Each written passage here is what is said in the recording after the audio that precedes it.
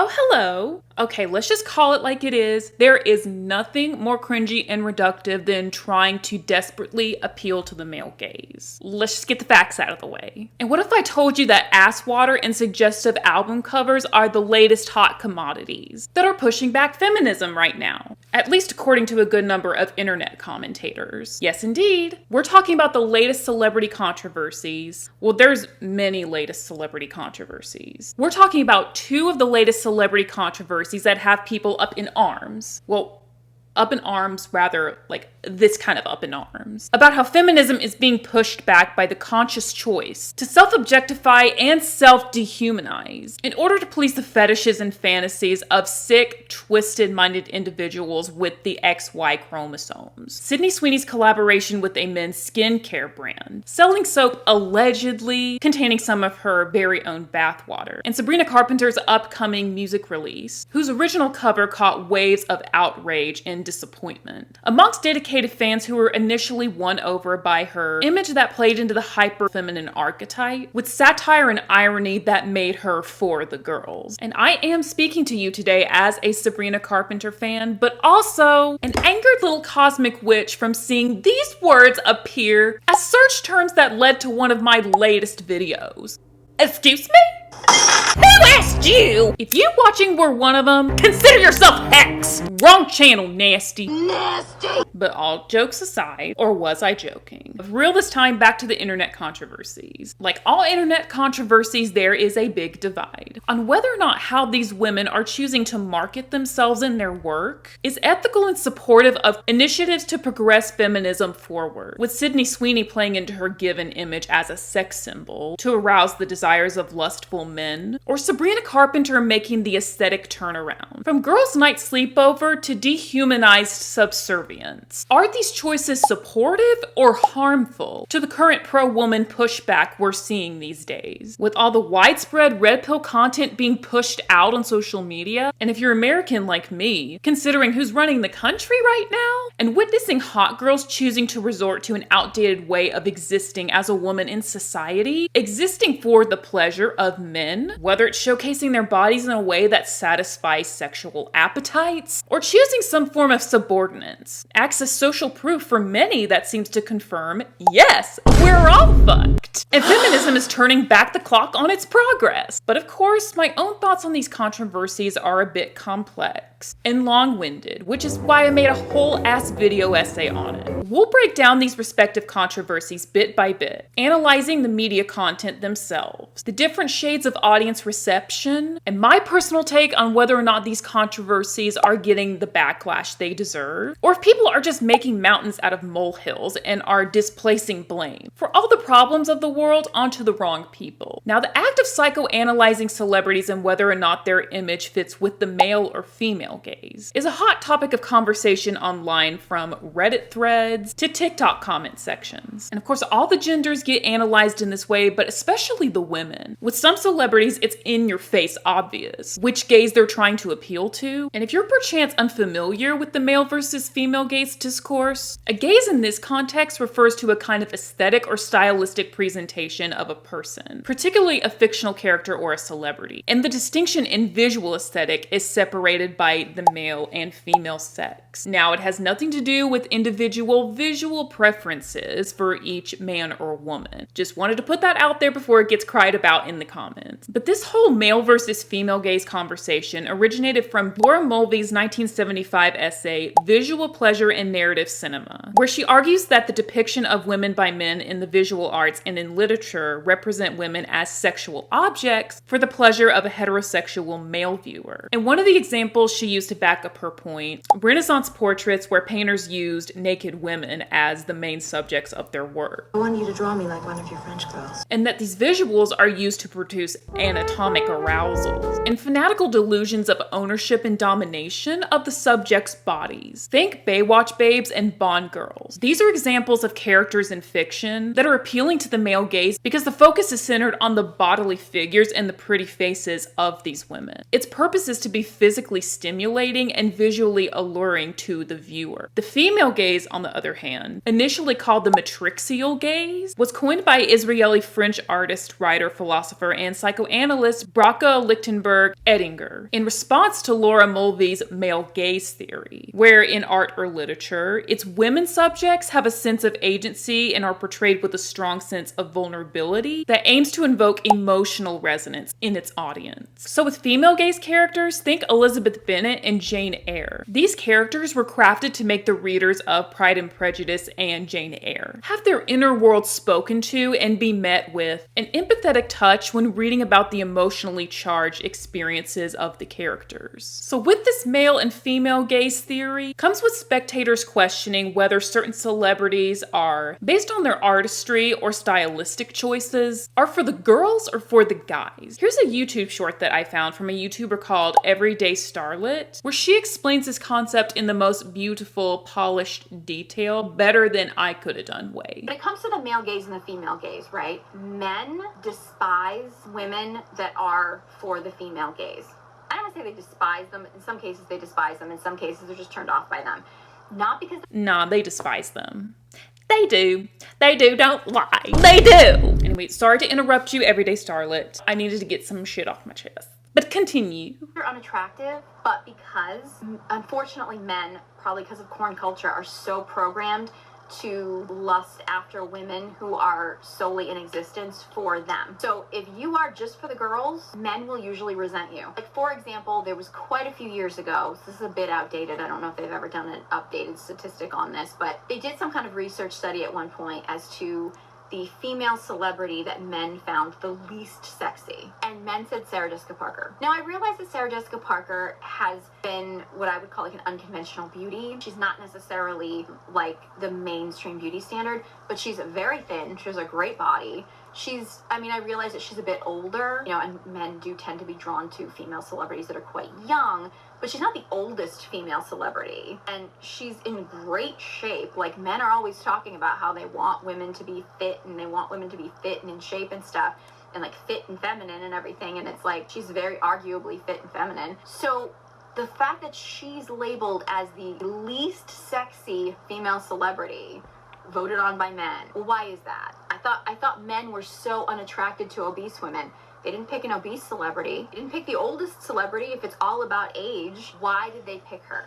Sarah Jessica Parker, particularly as Carrie Bradshaw, is for the girls. That character is for the girls. And yes, I know there's a lot of arguments that she's a pick-me and things like that, and she is a very flawed character, but her whole image was for the girls.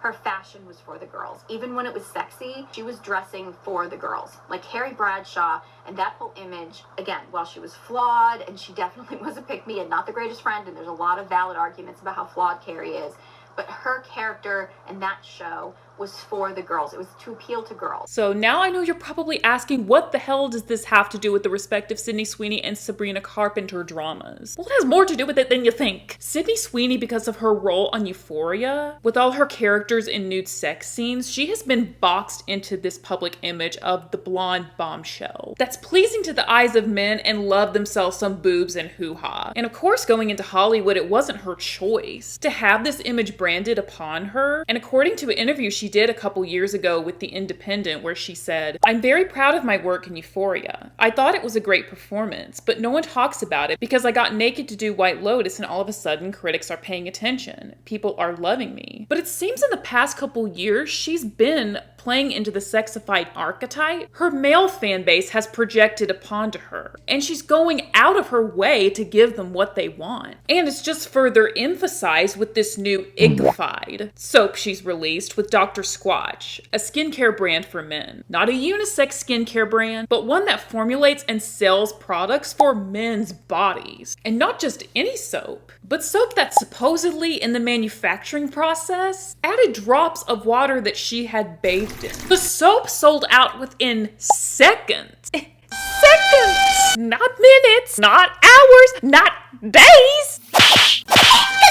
Upon its launch. I should like to go throw up and die, cause to know we share a world with this many nasties? Give me a refund on life! So there have been a slew of mixed reactions from the public regarding her collaboration with a men's skincare company to sell a product that serves the purpose of satisfying a parasocial male fantasy of having a piece of one of the hottest women in present day media with them in a way that is intimate, I guess. Naturally, many are upset with Sydney Sweeny for this because there's the argument that her willingness to insert herself in a male-centric space in this manner encourages the problematic and objectifying behavior of men, and only further enables them to observe and treat women as sexual playthings. That her act of self-objectification is harmful to feminist ideals, and only further supports the normalization of women as visual creatures for straight men's desires.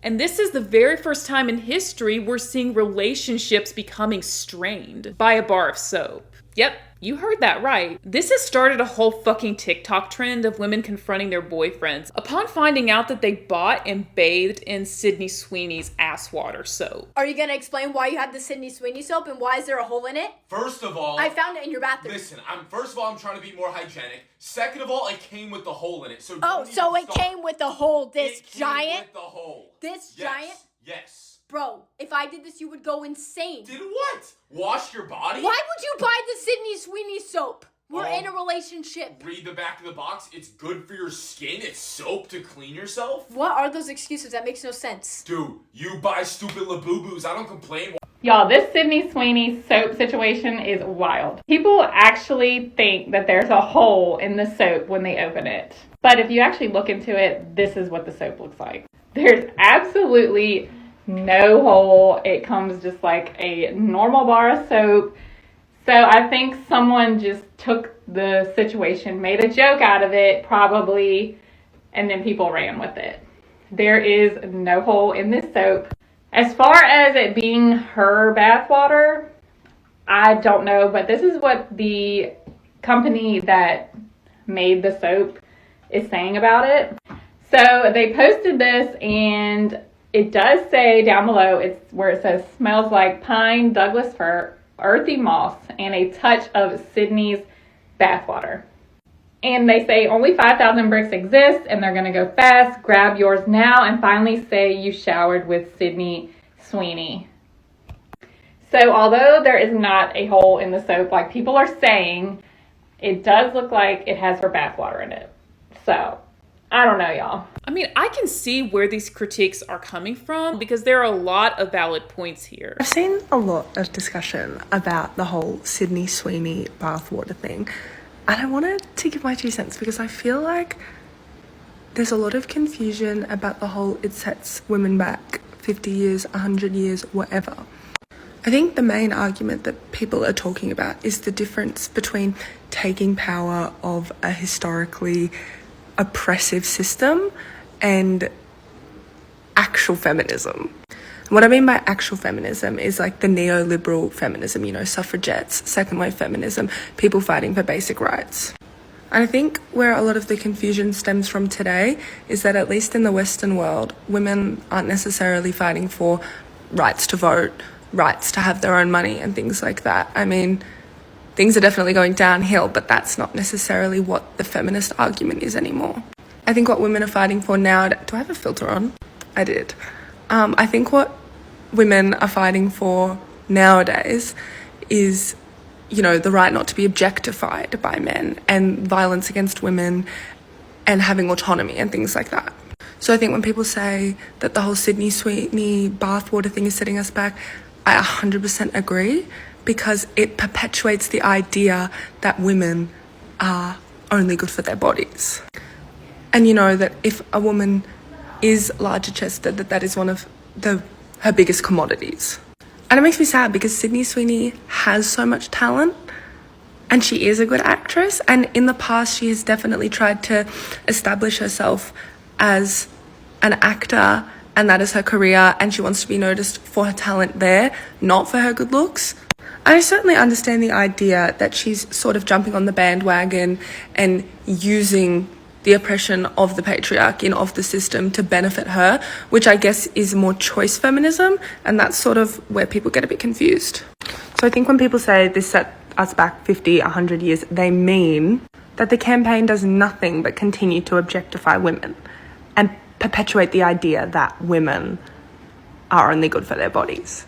And that's not a very good thing. But I'm getting ahead of myself, as usual, because we gotta talk about the other side of the coin. There are other points of views on this scrub-a-dub-dub controversy that are a little more laissez-faire on the matter, and just see it as her taking back the power by weaponizing her sexuality and getting her dough as a result of playing the game. Hot take, I guess. I am upset by the response that I'm seeing about Sydney Sweeney's soap bar, bath soap, bathwater soap, specifically from the girls. What do you mean we are setting women back 50 plus years? What? No, the exact opposite.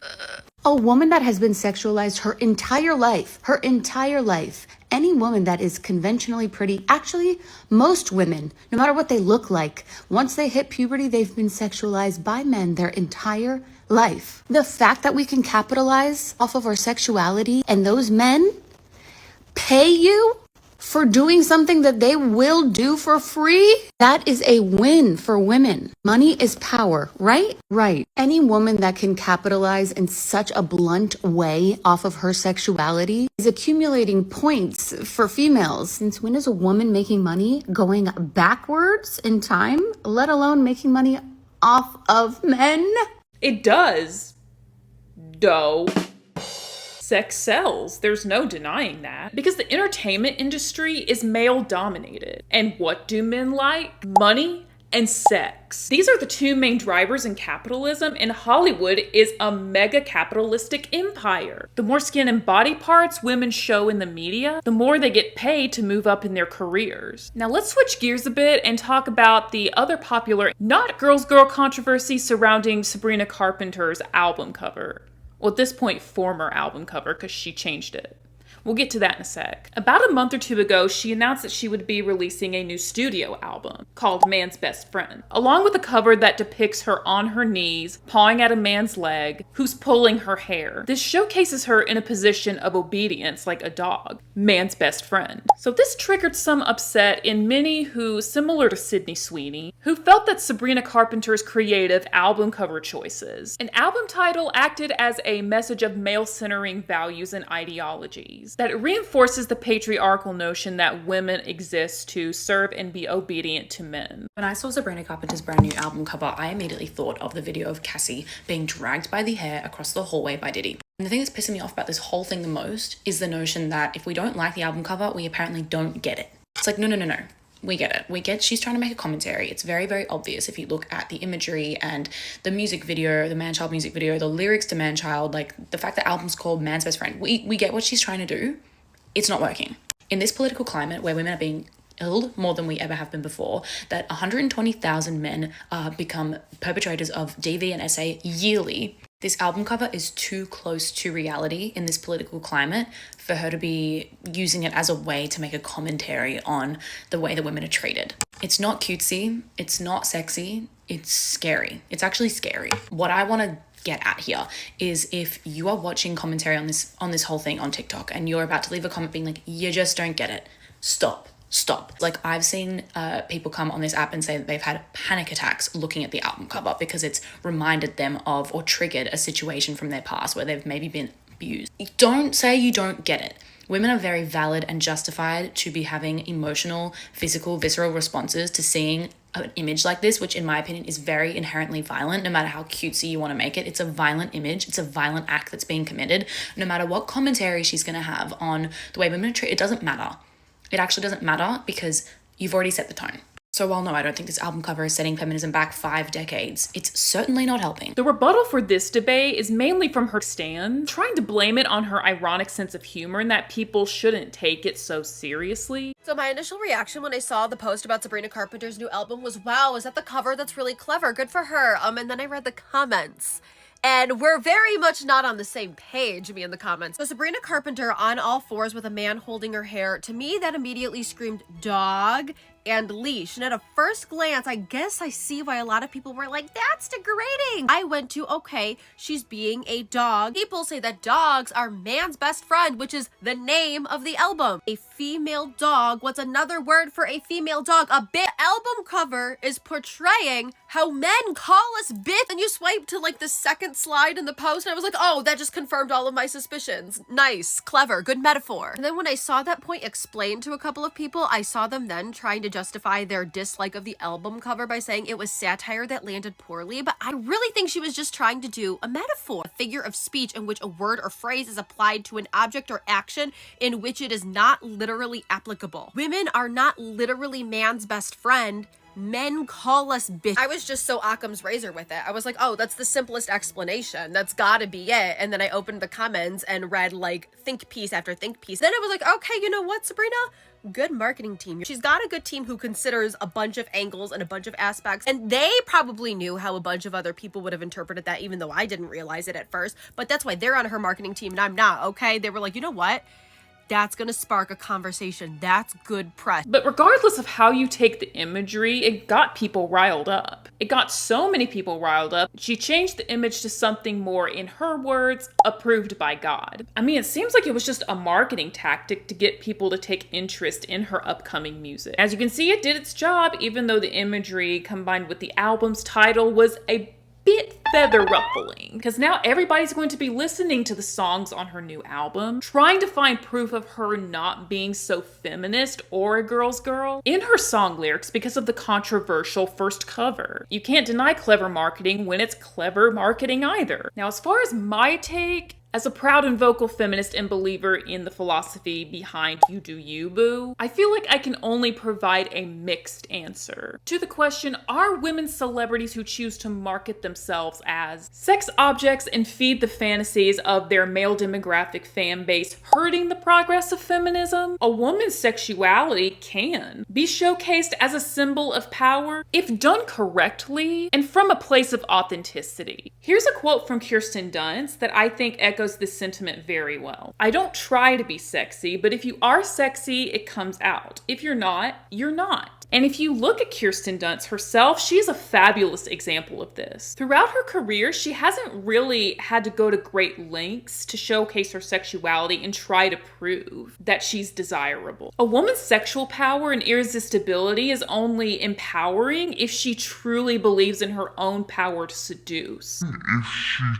truly believes in her own power to seduce. And it doesn't stem from a place of insecurity to compete with other women to be the prize. But as far as Sydney Sweeny and Sabrina Carpenter's efforts to market themselves in a way that seems supportive of capitalism and patriarchal norms, it's not something I would do if I were a celebrity and I could choose the public persona of me that I want to play into. I don't think our misaligned values and opinions of how one should make their dough and get their coins is the lifeline that keeps a patriarchal society rooted in the love of sex and money. What I mean is, Sydney Sweeny and Sabrina Carpenter are not congresswomen. They're two celebrities playing the game of the entertainment industry. One leaning into her male-approved sexuality for a profit, and the other one wanting to ruffle feathers of a predominantly women fan base, so they'll be more eager to talk about and buy her new album when it comes out. My point is, though, celebrities don't make laws and revolutionize overarching societal norms and customs. Influential? Yes. Country and world leaders? No. Their greatest impacts lie in fashion, media, and entertainment. They don't have the power to reinstate Roe versus Wade, nor does the power of the progression or regression of feminism fall into their hands. Now, I'm sure that some would argue with me that celebrities do shape popular culture and are big social conversation starters. I don't see the lie in that, but don't you think we've crossed a line a little bit in the last 10 or so years? Virtue signaling famous people who say or do something that can be understood from more than one perspective, and people are so quick to call it problematic. I mean, it's one thing if a celebrity is a terrible person versus one that made an ambiguous career move or verbal statement. That was just a long-winded way to say it's not up to Sydney Sweeney and Sabrina Carpenter or any other celebrity to stop attacks on feminism. Celebrities and public figures in entertainment are just people that we project our own insecurities on because of how much we're exposed to them every single day. And when they say or do something that either we don't agree with, it makes us have a conniption. Now I'm saying we because I have been guilty of this in the past, but I'm trying to get better. If you've been on this channel for a while, or if you've seen my anti-stan culture video, you know that I'm trying to have a more detached view about celebrities and what they choose to do with their lives. Because I think they're given too much power and influence, and that the obsession over them is not worth our time and energy. But because of how visible and public they are, they're easy targets to put collective blame on for the already existing problems in the world. And it's only worse if one idolizes the celebrity in question. So to conclude all of this, the anger and frustration that people have about the Sydney Sweeney and Sabrina Carpenter controversies are absolutely valid because everybody wants gender equality and for women to be their own agencies. That is a fact. But I think that anger from the fear of feminism regressing and pose a threat to women's livelihoods is misdirected and needs to be redirected at the people who are actually running the societal shit show we're in right now. The ones being the actual threats to feminism regressing. The ones actually making the laws that push back the progress of feminist movements throughout history. Like candy corn lollipop-headed presidents, US Congress, state senators. You know, the actual people that control how society operates. But that's just my take on it. It might be a hot one. I don't know. I just don't believe in holding celebrities up to God status and placing responsibility onto them for the problems of society, for all the problems in the world. And that there are bigger problems to worry about when it comes to their personal politics and values. Because it's none of our business when their only job is to entertain. I mean, I'm not sure about you, but if you do share a similar sentiment, share your thoughts in the comments. But for now, I have to bow out. Thank you for watching. Please tap that like button. And if you and I are vibing, then go ahead and join my emotional support coven that I have here on YouTube by clicking that subscribe button. Don't worry, nothing scary will happen. All that will do is notify you every time that I've come back from hermiting to give you beautiful people a brand new video. But until then, bye!